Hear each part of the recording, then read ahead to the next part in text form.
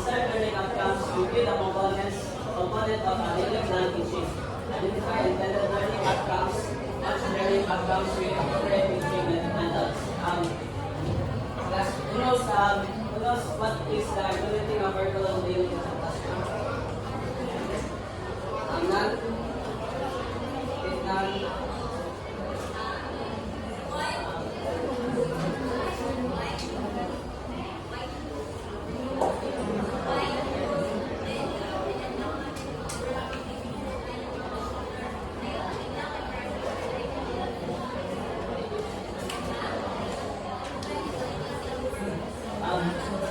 certainly not consider the components of daily plan teaching. Yep. Wala kung isa. When you say ako na itong basahon.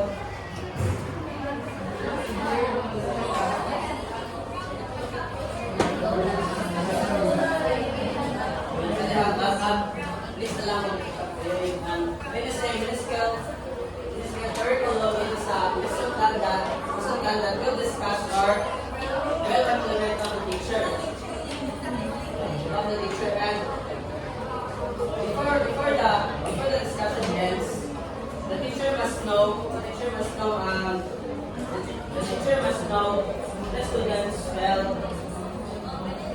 learn something from the discussion. And that are based on the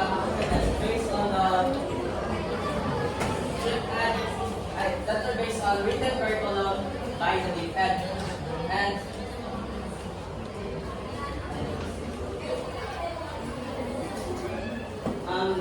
this read there.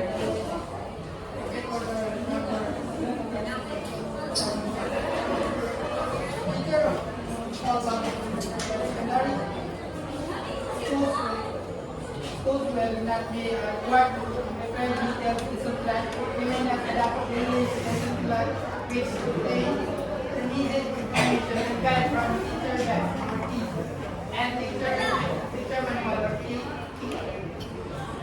reference areas or page number, intervention given to the students and remarks indicate how to make after the lesson or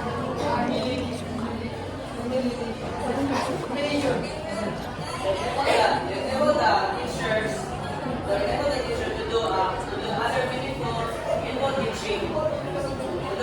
teaching, written tasks, which include, but not only the instructional aids, assessing learning portfolios and conducting learners intervention. The following daily lesson plans are issued. However, teacher with less than 2 years of teaching experience shall be required to prepare daily lesson like objectives, subject matter, procedures, and assessment and assignments. And more than 2 years of teachers without daily standing of ito ang hindi nila. But they may adopt daily lesson plans which obtain the needed information and guide from the teacher and the teaching. And the teacher manual or ticket corresponds with page number. Okay. The main parts of the lesson, please read. Brad. Teacher must have written the lesson plan. The main parts of the lesson plan first objectives for the learning outcomes, second subject matter, third procedure or strategies to teaching, fourth assessment of learning outcomes, and fifth assignment. Let's tackle the first intended learning outcomes of childhood. These are the desired learning that will be the focus of the lesson. Learning outcomes are based on functioning objectives presented to us cognitive, affective, and learning matter. The ILO are expected insight that will gain the students after the discussion, and also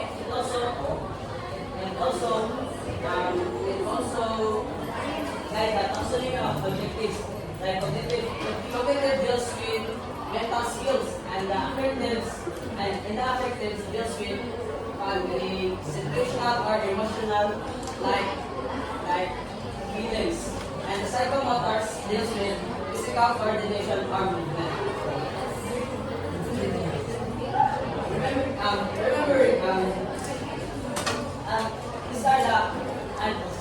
These are the two taxonomy and taxonomy 1956 and the revised those by Anderson 2001. This Ani.